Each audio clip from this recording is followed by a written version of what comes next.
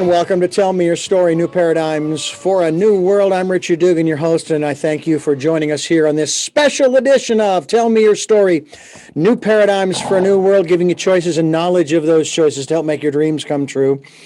We are here Sundays at 7 a.m. and 7 p.m. and Monday mornings at 1 a.m., as well as this special time, streaming live at all of these times at richarddugan.com with podcasts at SoundCloud, iTunes, TuneIn Radio, Spotify, Stitcher, Player FM, Blueberry, and a whole bunch of other locations you folks are reposting us to. Thank you for doing that.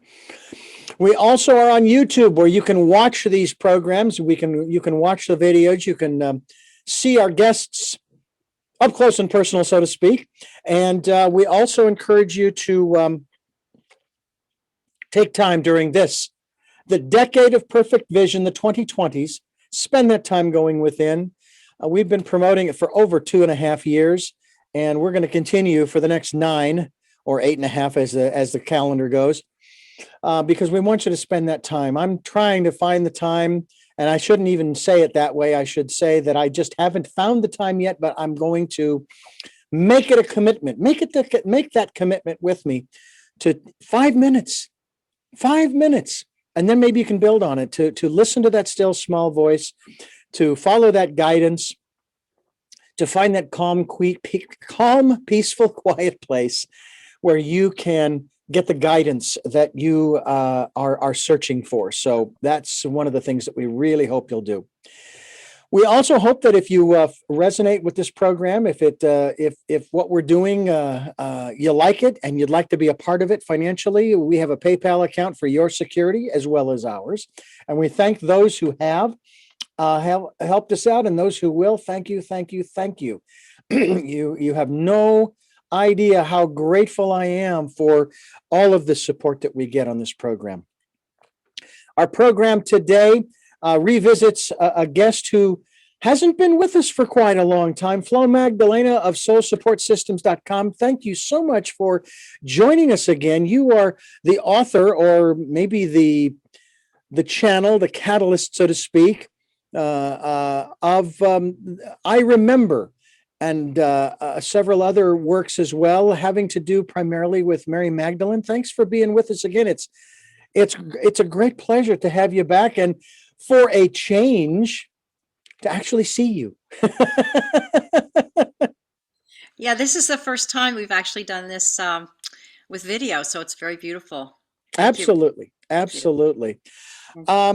Now, we have several things we're going to talk about, but I want to start out by talking about these various works. Now, my wife has read and shared with a number of people the book I Remember. And I'm thinking I'm forgetting a part of the title. I think it's I Remember Union. Is that?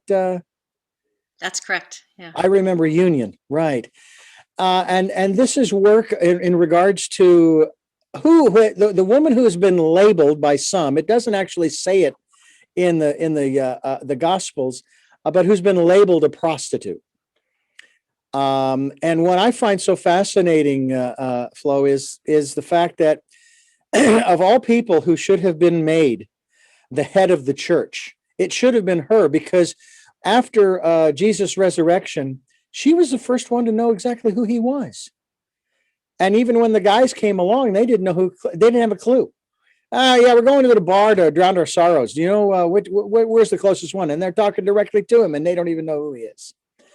And I found that rather interesting. And it seems as though she has gotten some bad press over the centuries.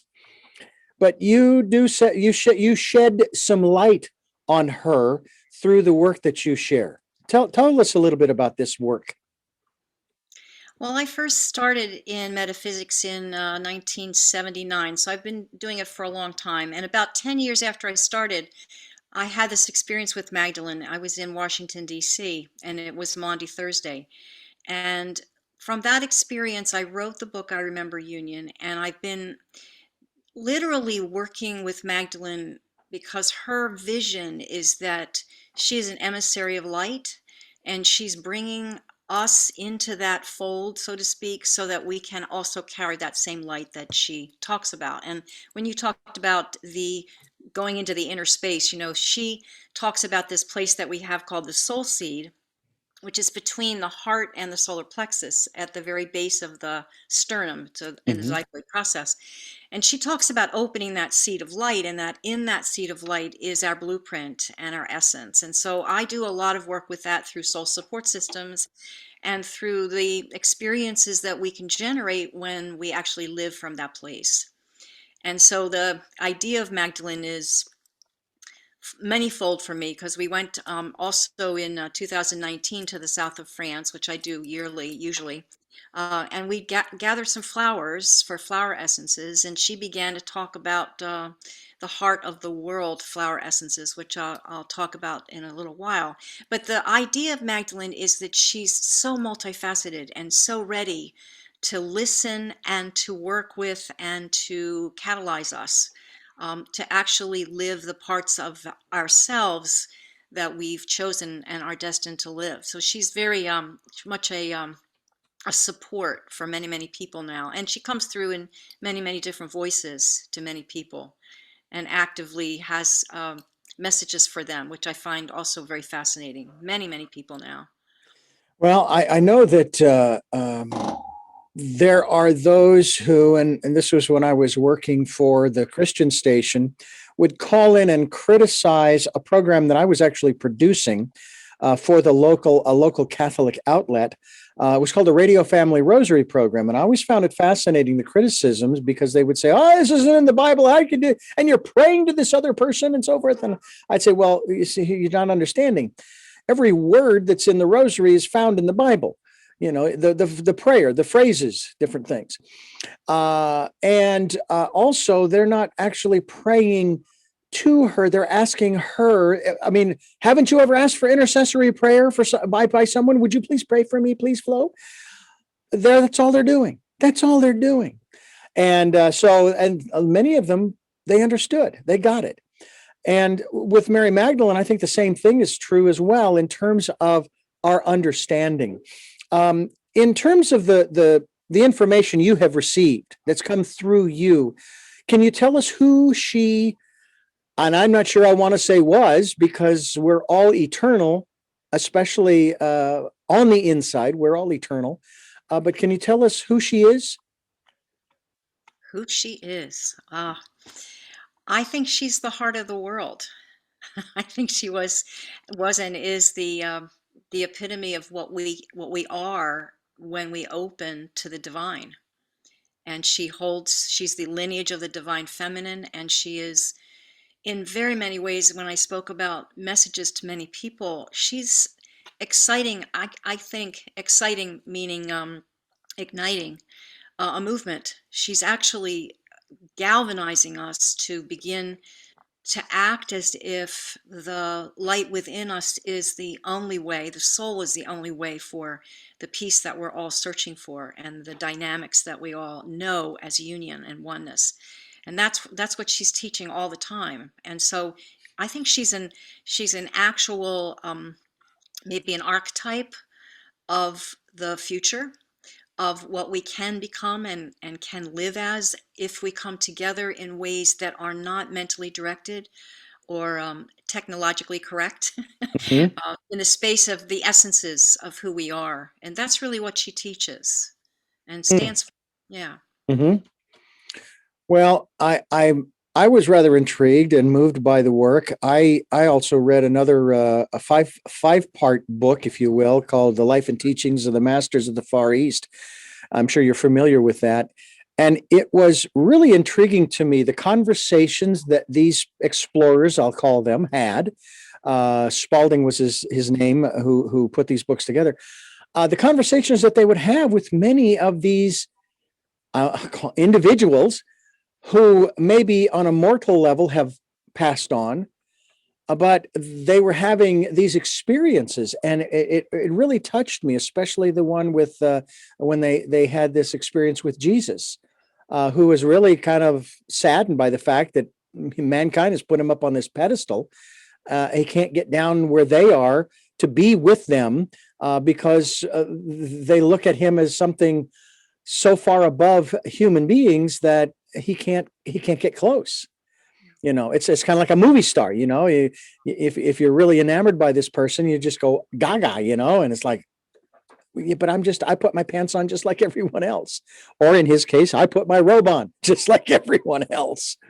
Um, is that is that the sense that you get with the conversations or the communication that you have and the awareness that you have? Is that these people, they were just like us? It just so happens that they found their way into these positions, or they, as we do, sign these contracts where we come into this world, and this is just what they did. Yeah, in I Remember Union, what is one of the most amazing things for me is that Christ and Magdalene and all of the players that were there 2,000 years ago actually lived human lives and had questions and had fears and had these opportunities to support each other in ways that we now also have the ability to do. And through your work and my work, we're building communities. And what I remember from that time was how important those communities were and how important the support was for each and every person that was a part of that design.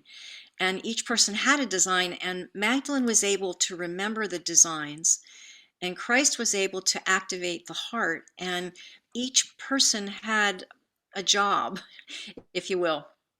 And they balanced the human and the divine, and that seems to be all of our journeys in some ways, is to Mhm. balance the part of us that remembers and the part of us that's discovering.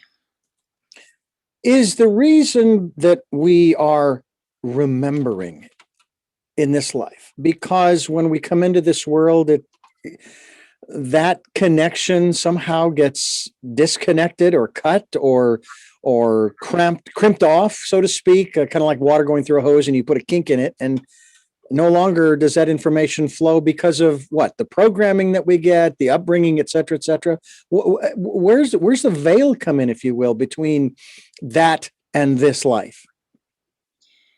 Well, in my explorations, I work with a body of energy called the Ones with No Names. And they've been discussing with me recently how when we're born, there's three things that happen.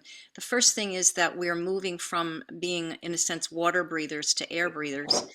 And that subluxation, the movement between being that mobile water baby into air, is quite a shock to the system. And the other thing, of course, is that we're in oneness with our mom. We're inside of this womb, and what we're experiencing is this connection in such a deep way that when that birthing happens and we're separated, there's that feeling immediately of being lost and not knowing where we are. So there are these different energies that assist us when we're coming down the channel, that then when we're born there's an openness that happens in the physical world. And then we also have in the hypothalamus a place where we actually take a snapshot of the light that's around us and the people that are there with us, not the incandescent light, but the light inside of each person. Mhm. And so there's a difference in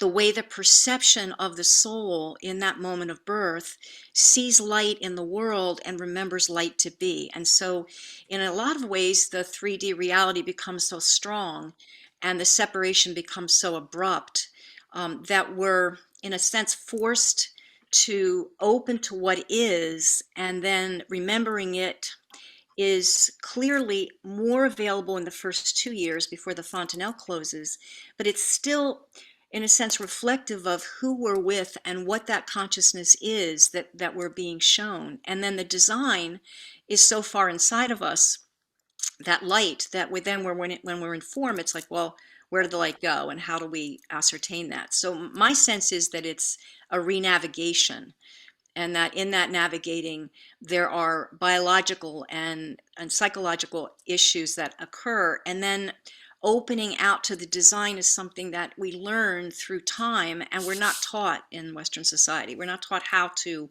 be quiet, how to sit, how to listen, how to breathe.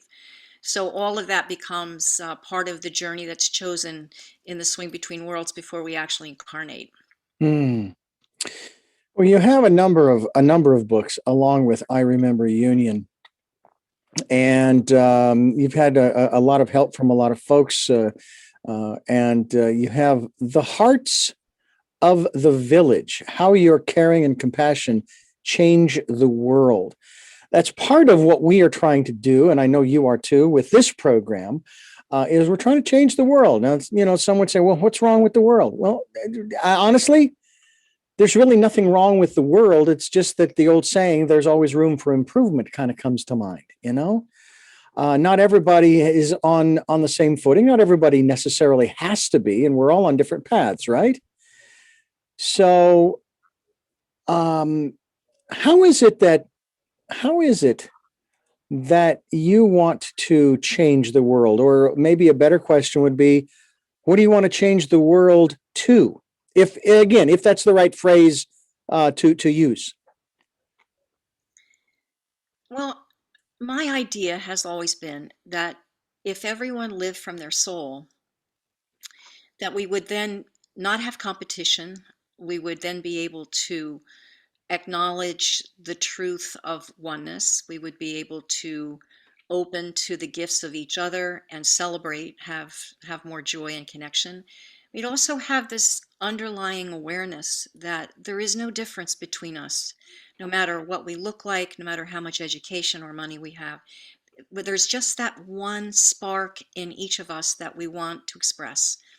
And so all of the work that I do is based on that principle. And it's all about creating a community where everyone accepts each other and where we work out those differences if they exist in some ways between people, because being accepted and having that inclusivity is something that is like a bottom line for me in my work and in my community. And we do our best to understand that everyone is moving toward the light, even though, of course, it doesn't always look that way. Hmm.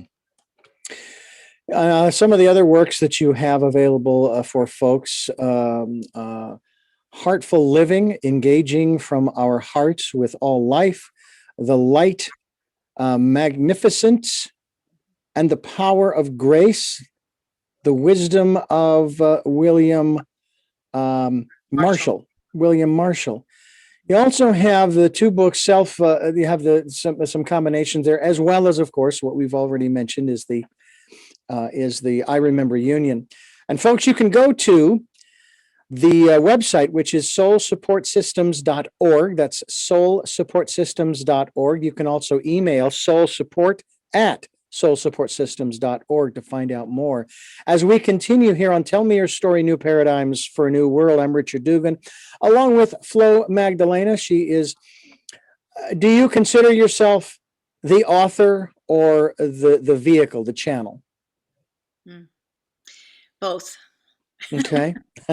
So there's part of you in all of these. Yes, part of me in all of these. Yes, yeah. It wasn't just channeled. It was an experience with Christ in the church that started. He actually introduced me to Mary Magdalene, I think.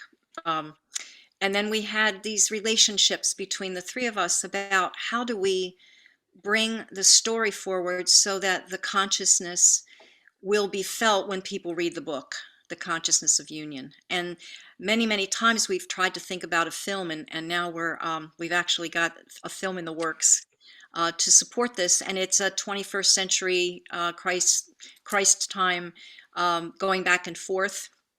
And it's very well done. The screenplay is beautiful, and we're now in the pre-production process of putting it all together. Wow. So that's extremely exciting because it happened in '89, and I've often wondered if before I die I'm going to see the movie. So it's really exciting for me. And as you said, Mary is still alive. She is awake, aware, and very present everywhere. So, and that's also shown in the movie. I'm curious also how much of the universal church is a part of this connection that you have. What I mean by that is when I think of these different, now most people would say, when I think of these saints, well, man is the one that's created saints out of them. They were, when they were alive in mortal body, they were just people like you and me. But I don't recall. I remember hearing and reading in some apocryphal writings that not only did Jesus ascend, but so did Mary and a few other folks as well. It wasn't the rapture, as most people think. I'm just curious as to Mary Magdalene's departure, if you will, or did she live an ordinary life and then the mortal body she shed that and moved on?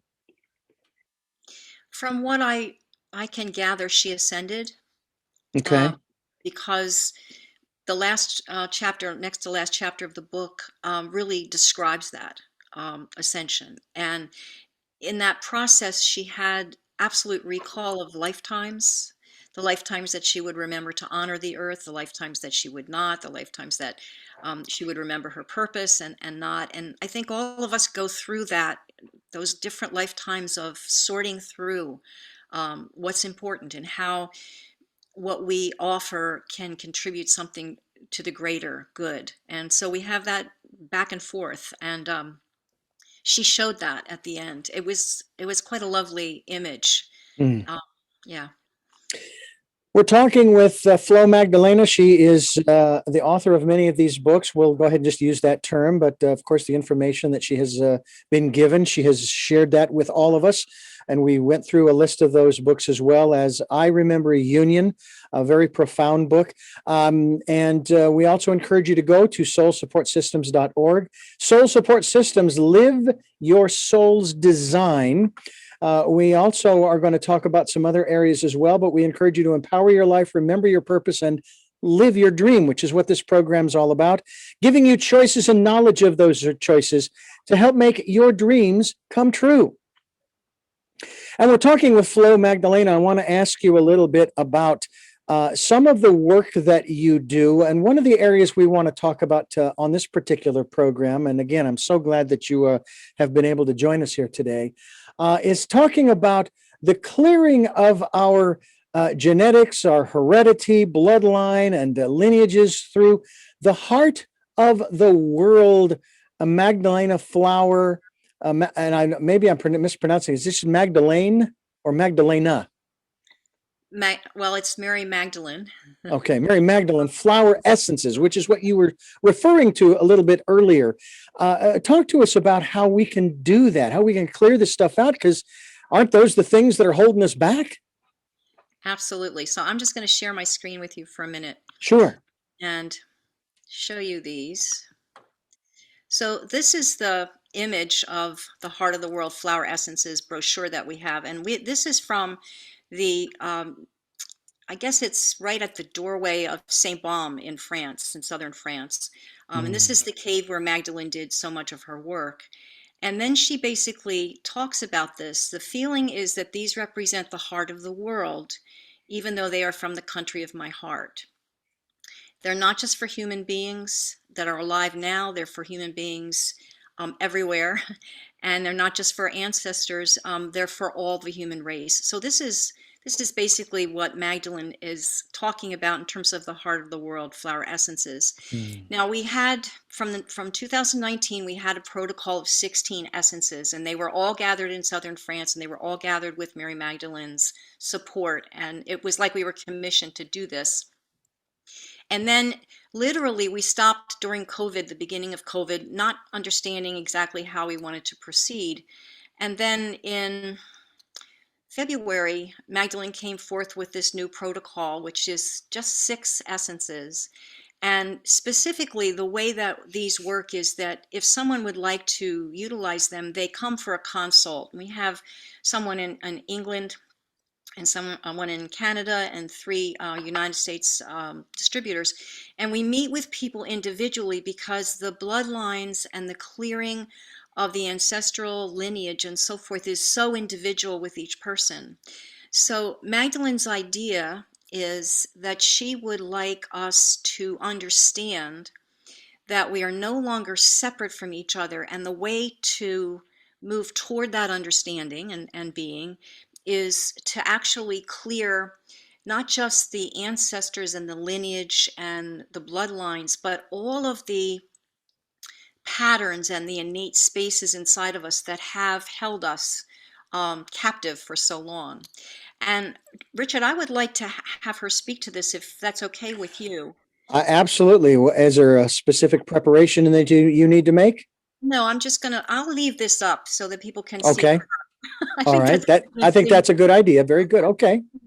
Okay, and I'm just going to take a breath and she'll be here. And I think she can say it better than I always. So here we go. All right. Okay.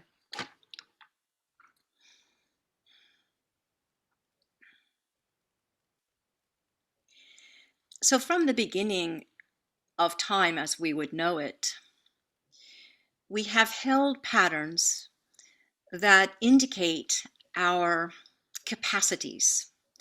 And these patterns are aligned so that we can more fully express not just the divinity that we are coming from, but the divinity that we are bringing forward.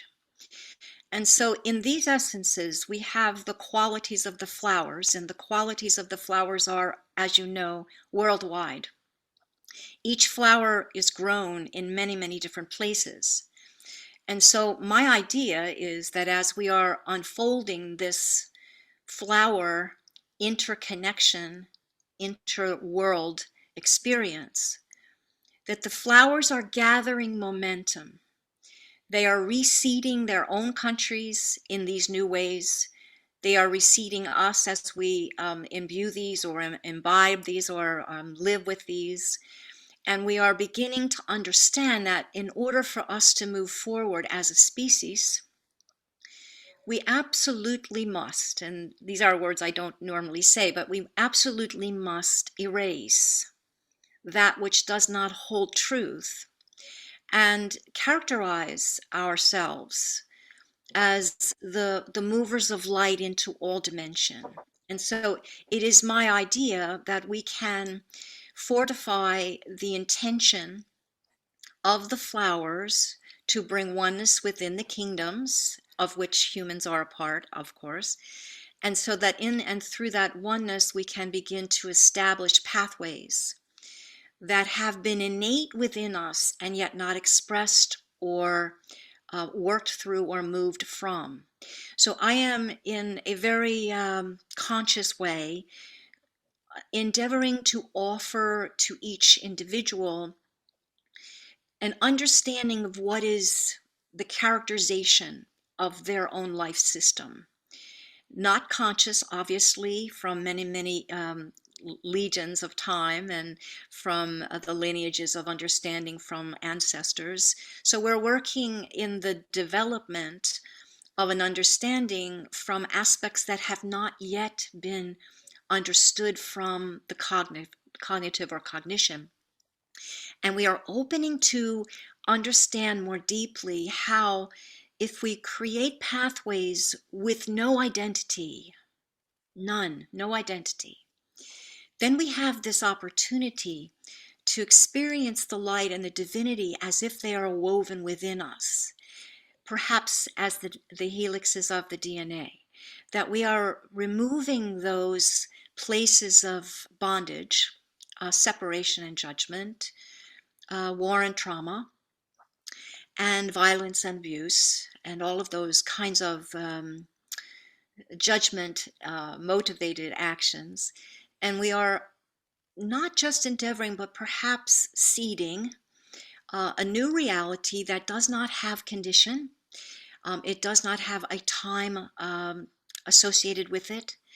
And therefore, we are moving back and forth between origin and actualization, between the beginning and the moment, and between the deepest intention within each person and their activities to express that in the world without limitation, unconditionally, from a place of what we could think of as strength. So, in this process, each person comes to ascertain what is the most deliberate, from intention, clear place that can be honored and can be recorded in the records and in the actions, so that the patterns of all of the parents, grandparents, the lineages are cleared simultaneously. So we are here now working to actually shift what could be thought of as the normal way of being, and to open that to the extraordinary, to also recognize that the divinity has never been compromised. This is like a Dzogchen Buddhist idea, it is all there. The perfection is there, and it is covered over. And as the one speaking said, it is at the birth moment of separation that what has been covered over is revealed at the time when the individual makes that choice and intention. And many times the choice and intention is made without the vehicle to support it. So the flowers are the vehicles that do support that. And there is an opportunity for individuals to support for themselves this choice through working with the flowers. We have specific flowers that we are working with for specific outcomes. And at the same time, if one wants to honor the intention of the earth and be with the groundedness of being, breathing, moving into the body more fully, and opening to light is one way that this could be created in individual ways that people might find amenable for themselves, should they choose to do that. And I am wanting here to say for each of you that are listening or watching, that my presence right now is the completion. It is the completion of my life as Mary Magdalene. To say it differently, I am now here because my life will not be complete until there is union on this planet. And so everything that we are doing, all of us, is moving that moment forward in our awareness, allowing us to stand more firmly in that, and then providing in each moment the opportunity for that to be recognized, actualized, and of course internalized. That each person begins to feel the holy sacred vessel they are, and bring that forward in each breath, in each moment, in each choice. And that is, of course, the fundamental awareness that we now bring and that we now choose. And it is with a heart of gratitude that I thank you for this opportunity to share that guidance that I am bringing, should you wish to avail yourself of it, or should you wish to turn to your flowers, speak to your flowers, and know that they represent kingdoms upon kingdoms, continents upon continents, many, many different life forms that each flower needs to grow into its beauty. So remember the world of nature, the order it brings you, and the promise that is in every breath that you have, every flower that you see, and everyone's heart, whether they seem to know it or not, has that promise of union within it, and it is up to us to activate that in any way that we can. Thank you. And that was Mary Magdalene through Flow Magdalena here on Tell Me Your Story, New Paradigms for a New World, as we are giving you choices and knowledge of those choices to help make your dreams come true here on this special edition of Tell Me Your Story. As we continue on, we are really in an interesting period of time, unlike any other, in spite of the fact that I am a firm believer that all times are interesting times, as the Chinese proverb goes, may you live in interesting times, Flo.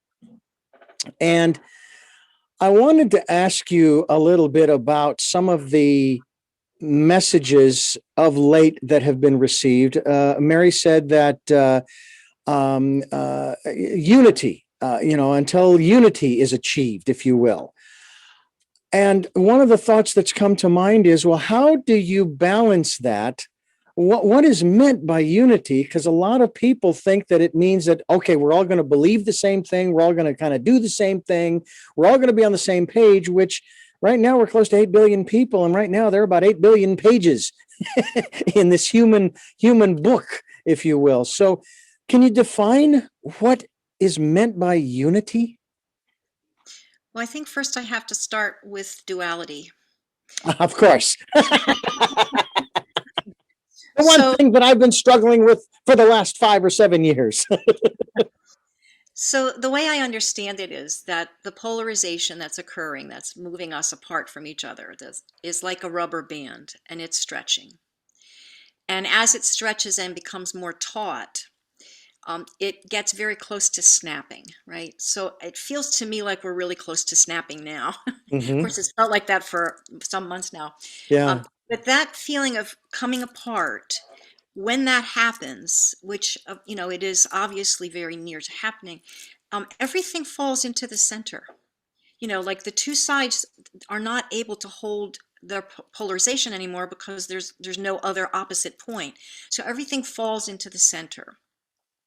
And my understanding is that as spiritual warriors, which I consider both of you and I and others who will be listening to be, our job is to stay neutral. Our job is to stay in the middle, to create another bridge, to create something that we can stand in and hold that has a field to it, a kind of a unified field to it. And that, as I said before, in a community and all these different communities where we do not have to think the same, we do not have to believe the same, because we're moving beyond belief. We're moving beyond the ideas that we have to be a certain way to be loved, or a certain way to be approved of, or a certain way to get forward, or to succeed. All of that kind of thing is duality. And when we move to that place of being that you spoke about, what starts to happen is we accept that being is all there really is. It's the only thing that's important. So then we start to gravitate toward building foundation that has in it this extremely juicy aliveness, celebration, and joy. It's not because things don't have to be sorted out, or because we don't understand, how it's all going to be built. It's more that we know it's in the moment. It's step by step, and as we go, more and more people join because it's authentic. It's Hmm. real. It's not pretend, and it's not believing something and trying to convince anybody of anything. It's living in the heart and the soul. So that's why I think the soul is the place to reside, if we can and when we can and for as long as we can, because that's the place where the intention for this life is backed up by the energy of our heart. And it all comes together. And so union to me is not everybody likes the same book or the same idea or believes the same thing. It's transcending those ideas, actually. Well, and that makes a lot of sense. And I say sort of tongue in cheek, but it's a struggle when I read the ancient wisdom teachings that tell us where we come from. We come from the one, and they tell us where we're going. Well, we're going back to the one. My perplexity is in, then why are we here in this dualistic world? This makes no sense. If we're coming from it and we're going to the singularity, then why is there duality? Why is there plurality and those types of things? And then of course there are others who say that we are part of God, and that we came here to learn things. And I thought, wait a minute. But God, the universal power, is omnipotent, omniscient, omnipresent, can do all kinds of things. What in the world does the universal power need with these little individual experiences of our lives? And again, these are sort of probably more the kinds of questions one would have if there was a severe doubt. I have no doubt at all that there is a supreme being, there is a universal power, there is a God. I don't want to necessarily anthropomorphize this entity, if you will, as we have done. There is no guy up there with a white beard and long hair with a shepherd's crook, and he's just kind of going, "Okay, you better behave," or whatever. I mean, and then of course there's that Old Testament versus New Testament God. Um, but I guess it just is. It's made it a little easier for us to what to palate. It's better on the intellectual palate, if you will. But then there are people, and this is something that came up, and this is the reason I asked you about the connection with Catholicism. I just watched again for the second or third time the movie about the three children at Lourdes. I believe it was at Lourdes. Was it Fatima or Lourdes? Why do I get those mixed up? But they had this experience of Mary, the mother of Jesus, and the messages. And if at first the parents, they didn't believe, you're crazy, go away, stop this. And then of course the priest and then the bishop and the cardinal and all of this stuff. And I mean, there was all this uproar, and the children stayed faithful. And all they were trying to do was stay faithful as they had been taught by their very parents. That was the sort of the irony there. But you told us that Mary was the mother of Jesus. She should be revered along with Jesus and all of the saints. And now I'm getting these messages. Now you have a problem. I'm curious as to your connection with Mary Magdalene. What was it like the first time? Were you open and accepting, or were you kind of like Edgar Cayce going, look, I have my beliefs and my philosophies, and this is totally contrary to that, but I guess I'll go ahead and have these channelings and what have you, and share this information as much as it pains me. I had a reading with a man in 1987, Piet Vanderhorst, and at the end of the reading, he said to me, we were just getting ready for the harmonic convergence. He had come to my land in Connecticut, and we were getting ready, and so we did an exchange, and he did a reading for me. The last thing he said to me was, you were very close to Christ. You were probably the first woman disciple, and I had been brought up Protestant. So I said to him, I must have been the whore. I must have been Mary Magdalene, right? And I didn't think about it at all. The next year, I'm taken to Washington, D.C., because I had a friend there, and I began to work down there. And what started to happen was that there was this connection at Easter. I cried the whole time, and it didn't make any sense to me. But in '89, when I went and I had the experience in the church, I was basically, my guidance said, go to church. And I went on, it happened to be Maundy Thursday. I was dressed in, hot pink sweater and white leggings and sneakers, and it's like, go to church. And I had this experience with Christ. And when I left the church, Richard, it was like I was not myself anymore. I was not myself. And it was very distressing, because Christ had come in front of me and spoken to me, and then had come inside of it. It was like he melted into me. And then I began to have these visions of what I later wrote. And it wasn't that I didn't want Magdalene to be there or understand that. It was that I had trouble. I had a challenge being who I was and beginning to feel her as so strongly inside. And it took me a long time. I actually, and truthfully, I did the book. It took me 3 years to do the book. And then I had to separate from Mary Magdalene for a while, because it was such a strong pull. And that life was so magnificent compared to this one. And one of the reasons it was so magnificent, not just because Christ was there and, we were all sharing. I was not Mary Magdalene, the only Mary Magdalene. There were 144 of us, which is a whole nother topic. But what was there was this union between all of the players, like all of us. There were 1,000 of us, right? With 144 aspects each, that's 144,000. And that's why I talk about union, because I remember what it was like to have this feeling like there is no separation between us.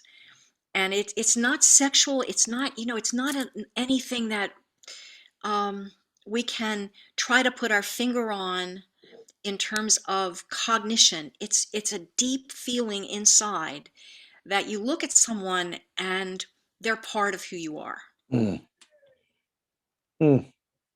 It's very profound. It truly is. And it surpasses, as the phrase goes, surpasses all understanding. I think that's a lyric in a song somewhere that I learned in church. But I find it absolutely wonderful that you and others are making these connections with the I'll call it the other realm. I often speak in terms of our living and dying as physical beings, as mortal beings. That the body, it works for a while and then it dies. It stops running. It's basically it runs when you come into the world, and then at some point it stops running, and you got to get a new one. Maybe if you, I suppose, if you want uh, a new model, maybe an upgrade. But at the same time, there's a part of us that's eternal, that's immortal. It's that essence that we can't really see unless we embody that immortality in the physical body through what you're talking about, the recognition of our connectedness, our union, our reuniting, right? That's really what you're talking about in that respect. Well, I think that's what people are looking for now. I really feel like part of the spiritual movement is to, in a sense, return to the oneness that we have experienced. Mm-hmm. And we know it inside. It's just very challenging in the outer world to separate from what is being like what we could think of as the normal way of being, and how we have to protect ourselves and guard against this and all those things, and that sense of trusting the moment and being present. And if we trust the moment, it always works. It's Yeah. when we try to do all kinds of other things and lay over everything and try to, figure it out ahead of time and figure out what we're going to look like and how we're going to be. And if we just are there, it blooms. Yeah. And that's really what you teach, and what I endeavor to also embody myself is, I have no idea. I just have to be present. One of the definitions I've worked on, and in my last interview, we talked a lot about this, and that is the word perfection. Be ye perfect, even as your Father in heaven is perfect. And without going into a long story about it, I came up with a definition from the Old Testament. I am that I am. To be perfect as your Father in heaven is perfect is just to be, as you just described. And so if you are lamenting your past or anticipating your future, you're not being. You're not being.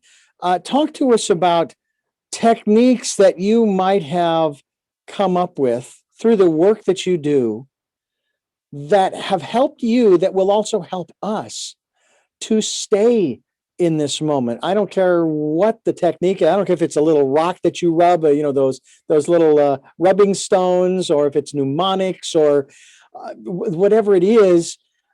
How can we best stay in this moment? Again, nothing wrong with dreams, and nothing wrong with thinking about memories that we've had of family and friends, but to really understand our place in the universe, which, as you say, and I would agree, a lot of us are struggling with. How do you do that? Well, okay, so I'm gonna say one thing first, is that when we're in our feet, we're in our body. Mm-hmm.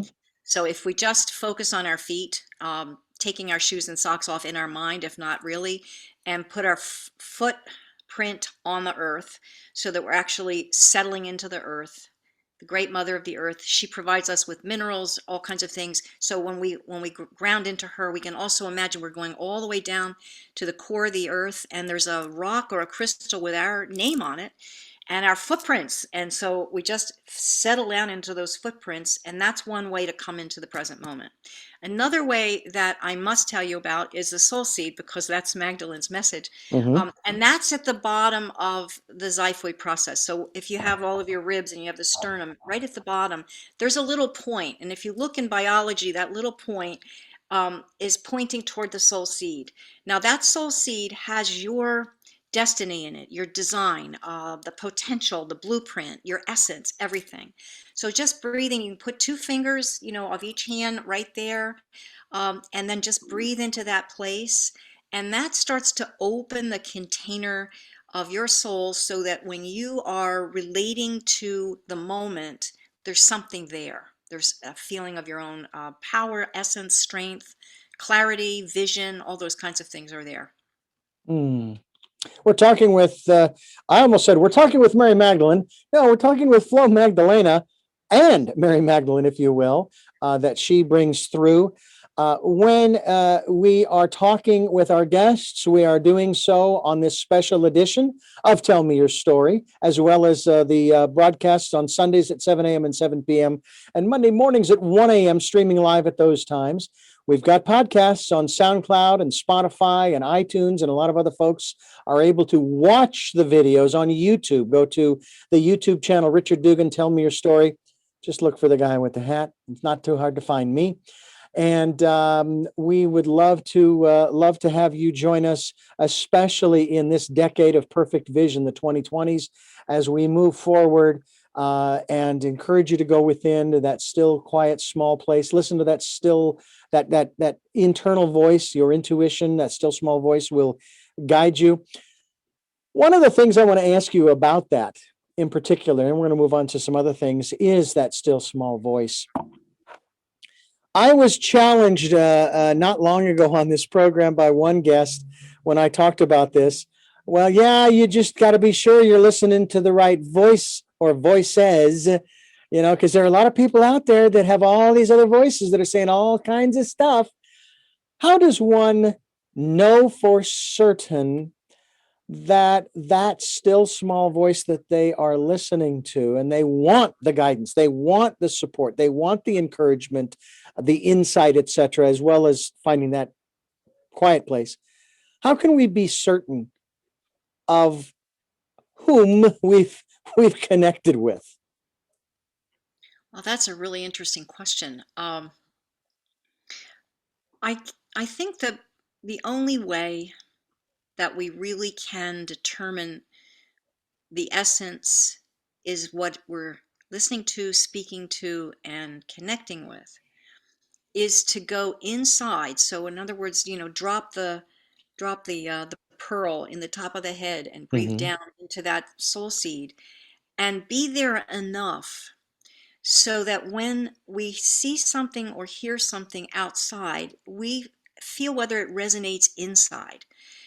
It's like a vibration, it's like a tuning fork. And all the voices that we have inside of us come from patterns. They come from heredity, lineage, upbringing, that whole The whole bloodline thing. well, and what Yeah. Bruce Lipton calls that for the first 7 years, we're in this place where anything that people say to us gets imprinted. We're Yeah. actually listening, and so what we want to remember is what's inside and what's true, and know that what's outside has been influenced by that lineage, that bloodline, all the kinds of patterns that have been necessary for succeeding in a dualistic world. So when we come into the place where we no longer feel that dualism and we connect with ourselves, what I suggest is that people drop the question or the sentence or whatever is coming, or the decision that has to be made. Drop it in to the center of the being and just be with it for a little while. And usually what happens is you'll have options that come. You'll have, oh, I can do this, this, or this. And if you put your vibration or your attention, your intention or attention into each idea of, let's just say you have three voices. Let's just say, for example, Mm-hmm. if you put your attention and intention into each voice, you can feel whether it's coming from outside and it's kind of been monitored through and it's like doesn't belong to you, or whether there's something you should do first or second. There's a this unfolding that happens once we recognize that we can trust that inner space, and it doesn't have a loud voice. It's not something that's necessarily booming and has been very loud throughout your life. It's just listening and waiting for that. Sometimes it's a sign. Sometimes people's voices will come in like looking out exactly when the moon is coming behind the cloud or from behind the cloud, things like that. It's an energy that we become used to, and it's something that we also have to cultivate. So I'm guessing that the first time you experienced Mary Magdalene, you just knew, or did you question it in any way, shape, or form? I didn't question it now Okay. because I felt it everywhere inside me, and I think that's the thing. And I do my best not to identify with her to the exclusion of other people. Like, I mean, I have a little piece of my connection with Mary Magdalene. Everyone has a connection with Magdalene. Everyone has the opportunity to develop with whatever, as you call them, saints that you want, because there's nobody has the corner of the market on this. Mm. And whomever you're attracted to, that's the other thing, to listening to that small voice. If you have a movement that you'd like to make toward, there's somebody that really resonates with you, know there's a connection, trust that connection and develop that. Mm. Well, I'm also curious about what we talked about earlier. We talked about unity, but there's another element here, and it's part of that rubber band you're talking about that's getting stretched further and further and further and further. And I swear, yeah, I do feel like it's going to snap, and it has to do with this next set of concepts, if you will. One of them is finding truth, experiencing clarity, and deepening our soul connection, if you will. That first one is going to be real hard for a lot of folks because their belief systems, and that's, I have to say it that way, because when you are talking about a philosophy, there are no hard and fast rules. There cannot be anything concrete to support it, especially if it's considered a faith based, because if it's based upon something concrete like, oh, we discovered this over here and that supports the reality and the truth that our way is the only way because we found this thing over here. Well, now it's no longer based on faith. Now you're basing it on something material.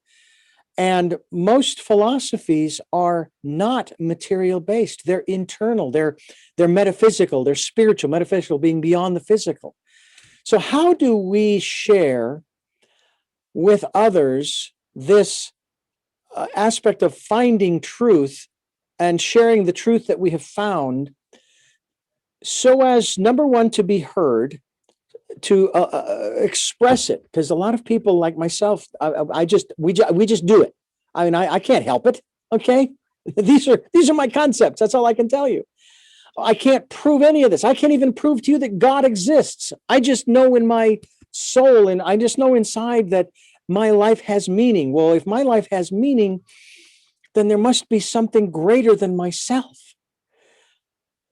And then the other part of it is, so we also don't alienate the other person, so we can draw them in, if you will, not to our truth, but to some kind of understanding that if I can find my truth, my core, so can you, and it will do you a world of wonder. And I'm not trying to convince you of one way or the other here, or this book or that book, or go to this place or that place. I'm just saying that we'd all be so much farther along if we all would just start trying to find our own truth in that respect. Can you address that? I know that's huge, but how would you address that? Well, my experience is that the truth that we carry is a part of the essence that we bring. It's connected. So my essence is very different than your essence, and your beliefs and understandings and experiences are very different than mine. And so to come together, um, basically, what I would do is listen more than I talk. I would suggest things first energetically, like sending perhaps, just maybe a field of acceptance, a field of, it's like if you're talking to a child, or you're talking to someone that you don't have to prove anything to. Mhm. There's no power struggle. That's the first thing. I think the power struggle needs to be set aside. And then I know when I speak to people, I speak to everyone differently. Every time I teach the same material, I teach it differently, depending on who's there. So it's the same way as when we talk to people, it's more about feeling into what their truth is, and then working with that to create a foundation of connection that's based upon the truth of oneness versus the truth that's being espoused. Mm. So I'm not going to try to convince anybody of anything, because it really isn't about that. It's about how can we connect more, and then together we'll discover the truth, which is probably, according to what I understand, a connection or a conglomeration or a collage of everybody's truth. So Hmm. everybody's truth comes together and creates the one truth.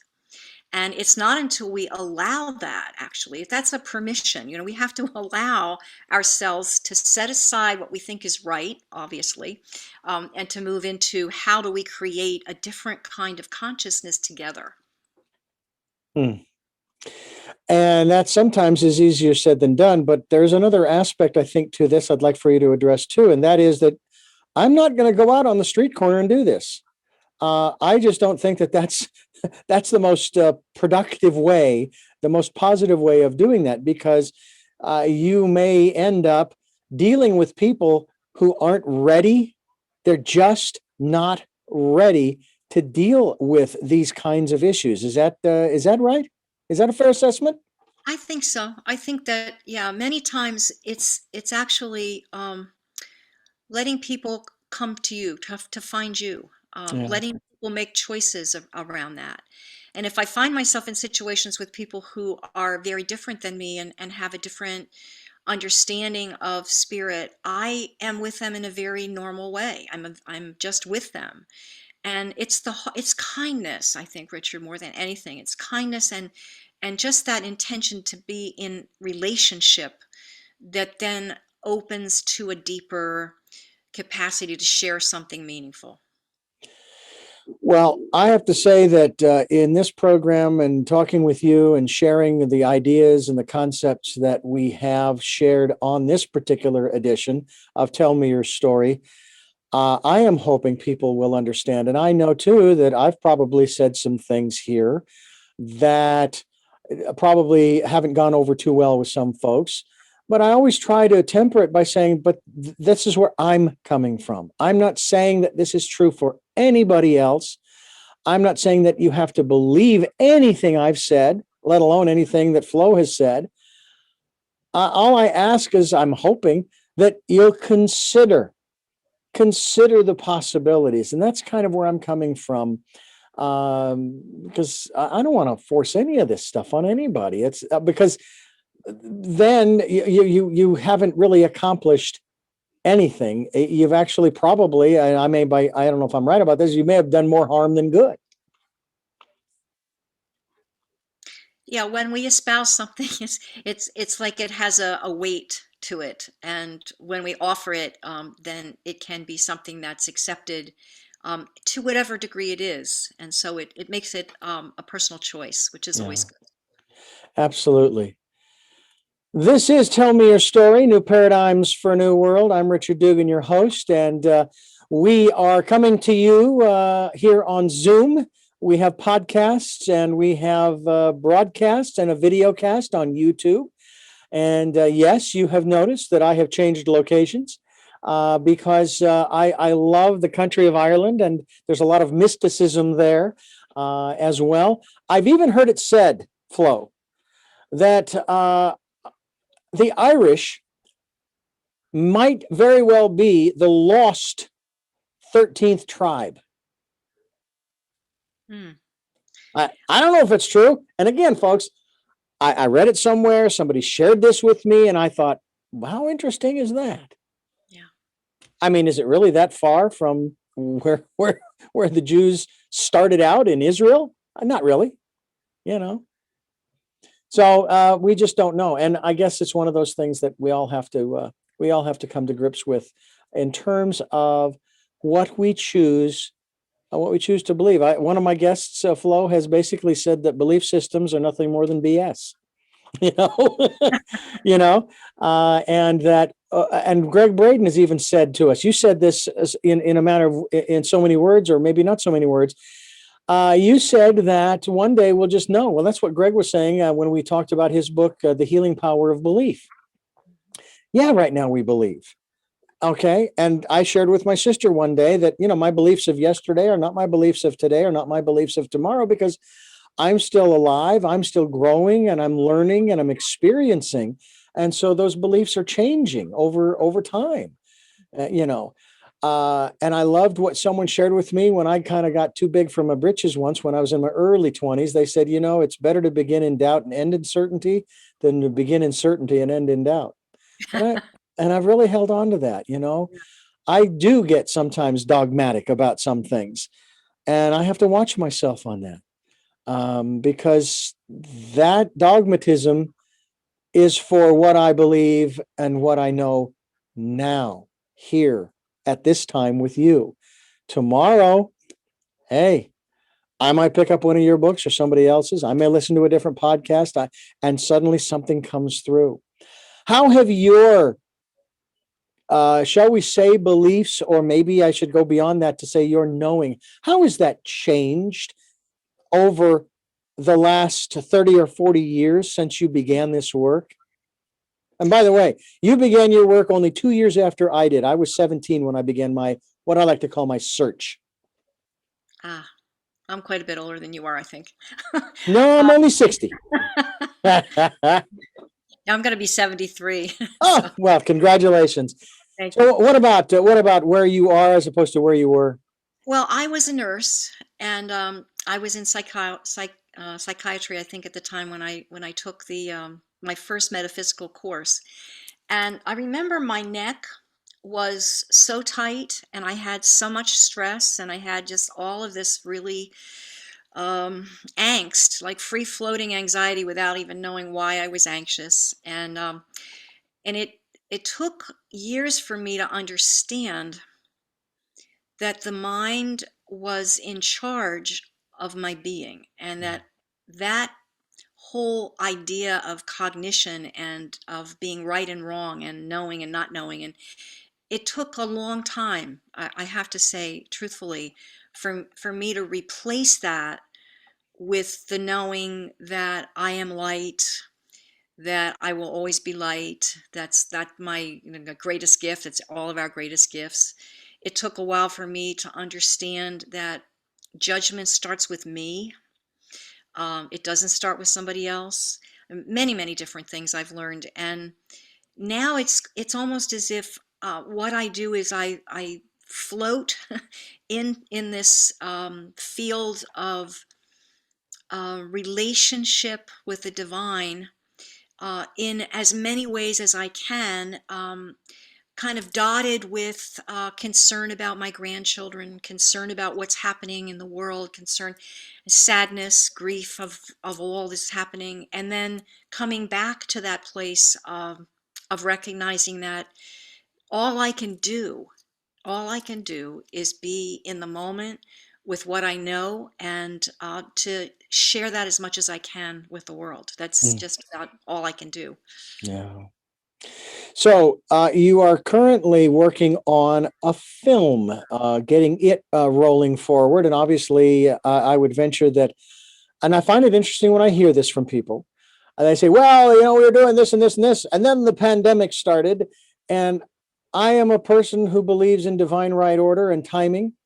Ergo, your film will be out when it's time, and that the pandemic didn't change a thing about universal timing. So I'm curious, where are you in that process, and what can we expect? And this film is based upon I Remember Union. Well, what happens in the film is that a nun uh, finds my book, and is in connection with Mary Magdalene, and brings that to the Roman Catholic Church, because so there's a interesting interplay there. Uh-oh. Yeah, no, it's a lovely story. It's I really like it though. an amazing story. So right now we've done the lookbook, which is you have the screenplay all set, and so you do the lookbook. And now we have hired a line director, I think, and basically he's doing budget. And that's where we are right now, trying to figure out the distribution of the film. Hmm. How is that going to be impacting what we actually raise for funding? That's where we are right now. And I know everything is in flux. So, what is the current working title, Well, if there is one? the current work title was Remember, And I have just heard from the gals who are putting this forward in Hollywood that there are too many things with remembering the title. So we are now looking at different titles, but I'm looking at two. So the first one is What If? I'll run that by you. You can tell me what you think. What I like that. I like that. So that is basically, well, what if, and if you read my book, what if Christ didn't die on the cross? Right. What if Mary Magdalene is still awake, alive, and working in the world? What if there's an opportunity for some changes in the Vatican, in changes in some of the environmental challenges that we're having? In other words, this whole thing of, instead of espousing this as to being true, as you were talking, what if we were to say that the title is What If? So that's that. I haven't run that by the gals yet, actually. So you're the first to hear that. I actually like that. And in a comical sense, I was talking with I was producing another program, and the guest, he was on a program called America's Got Talent. And I was joking around in the program, and I said, yeah, I'm working on a new show. I'm really trying to get a support for this program to really get it to move forward. And I'll tell you what, buddy, I will make you the executive producer if you can help me get this show off the ground. He says, well, what's it called? I says, well, there's America's Got Talent, and there's The Voice, and there's all of these other shows. Mine basically is sort of a spinoff of America's Got Talent from some of the actors and some of the acts that they've had on. And the title of my program is called You Can Do What? I mean, because I've seen people shoot themselves out of a cannon, and well, anyway. So no, but title naming something is so important, and it's always intrigued me, whether it's like a logo or a title of a book or a movie or a program or whatever it is. I've always been curious as to who makes those decisions and how they came to the conclusion that that would work. And because I look at it, I'm going, it doesn't work for me. It didn't click with me because I remember that it didn't click with me. Plus, I don't remember what the product was about or what the product was that you were selling, because all I remember is that, but I like What If.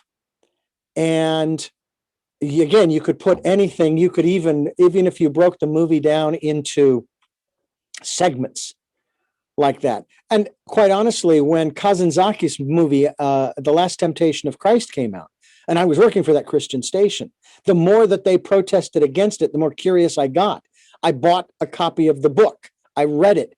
And in the preface, it basically, and it's summed up in those two words, as he said in his preface, what if? I'm not saying it's true. This is fiction. I'm not trying to be blasphemous. And that was the other weird thing. No one had ever even seen the script, and yet they were saying that the dialogue was blasphemous and just a concept. Well, it wasn't a great movie, but I did watch it. I thought it was an interesting premise. And who's to say? I wasn't there. All I have is the only document that they claim is the truth. And even that was written, 75 to 100 years after he departed. And by the way, I seem to recall Flo, Mary and Joseph were headed to Bethlehem, if I'm not mistaken, for the census. I'm curious as to whether they were counted, because I did a real brief search.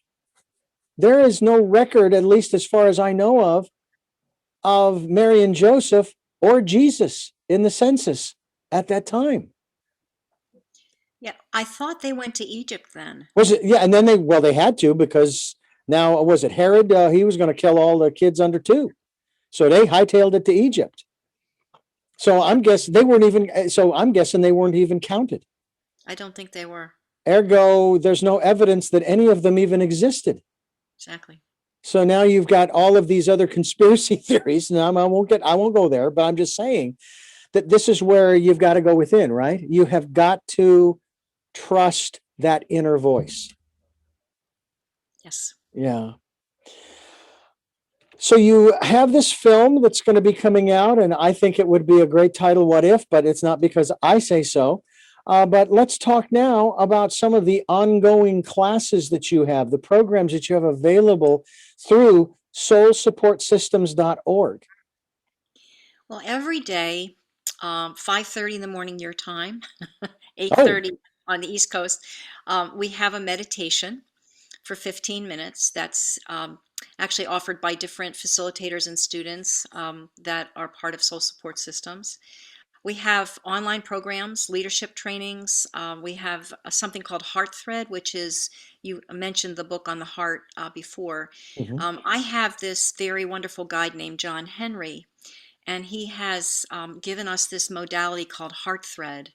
And it's a way to bring the unconscious patterns that are in the body that, in a sense, are keeping us constricted and open and unavailable, and bringing the unpacking what's inside, the patterns that we have, so that our body can free up and we can open and we can actually begin to understand the challenges that we're living from a deeper place. Every Tuesday at 1 o'clock Eastern, we have something called Witnessing Tuesdays, and that's for people who want to come. It's $25. You come for an hour and you have a session. Um, 10 minutes, 15 minutes, 20 minutes, whatever. And you basically go into the heart, which makes it safe.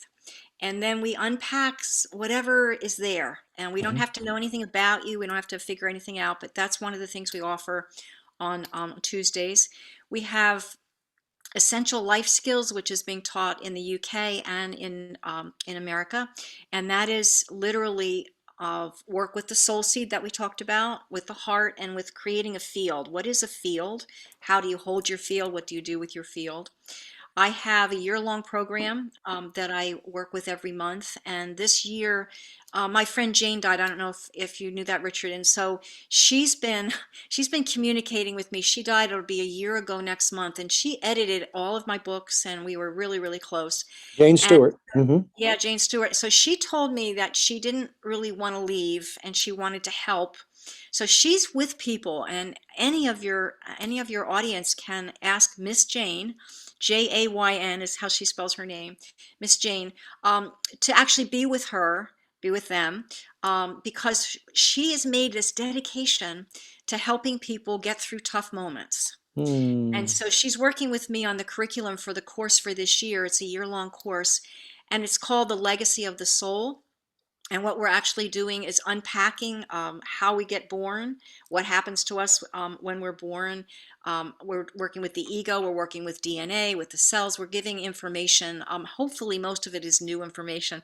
I'm asking that it be new, so that we can actually begin to understand and work towards consciously being unafraid to die, working with conscious dying. And so it's Hmm. like a curriculum from birth to death for this year. So that's mostly what we're doing.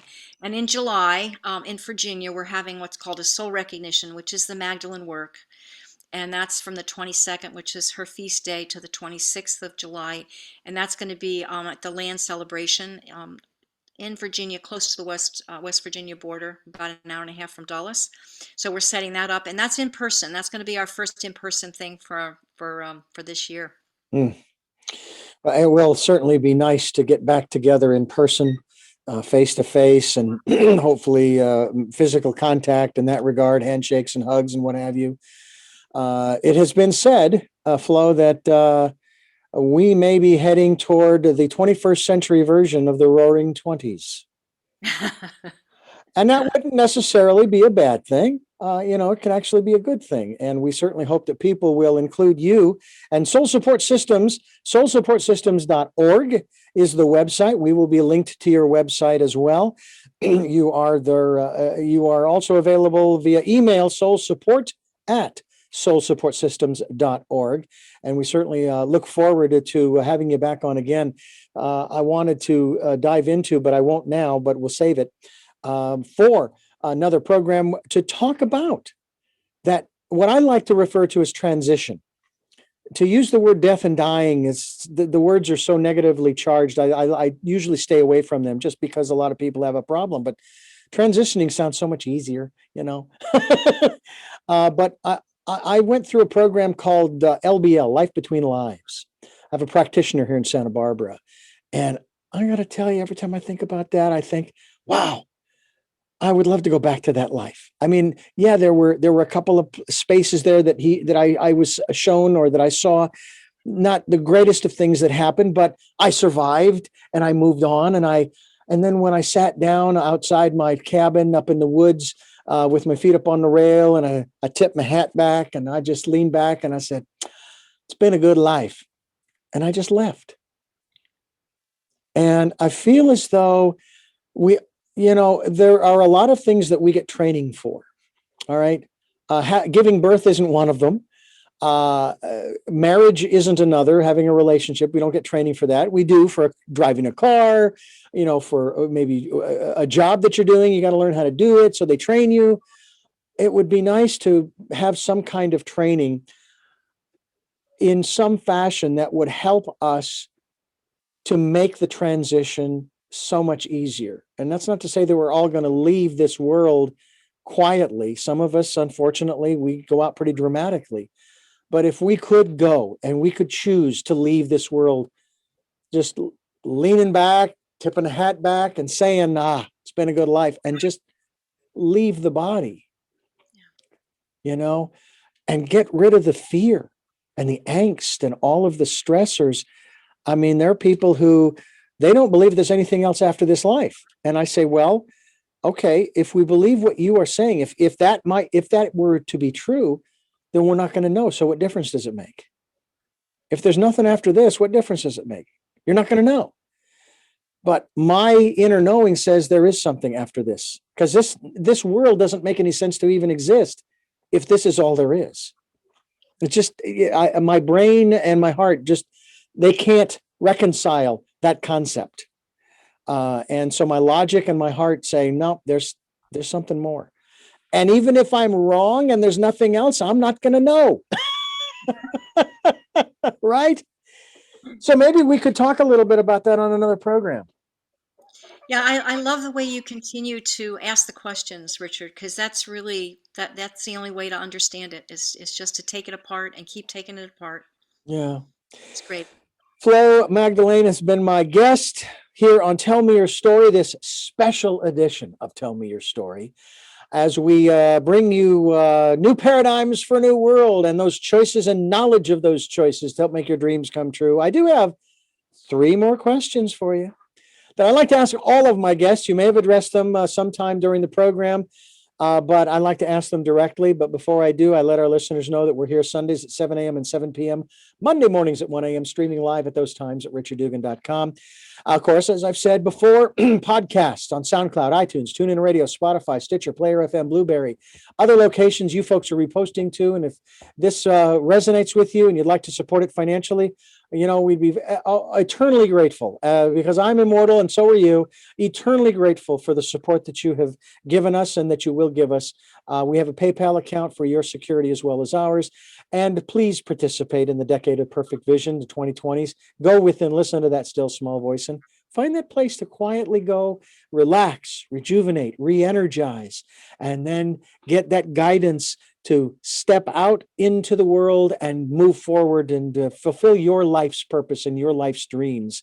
And with that, we begin the process of asking the first of 3, and that is number 1, who is Flo Magdalene?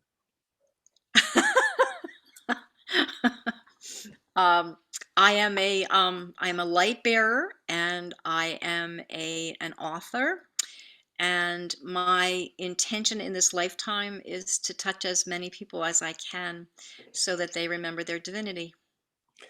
What is it that you hope to or want to achieve through the work that you're doing now?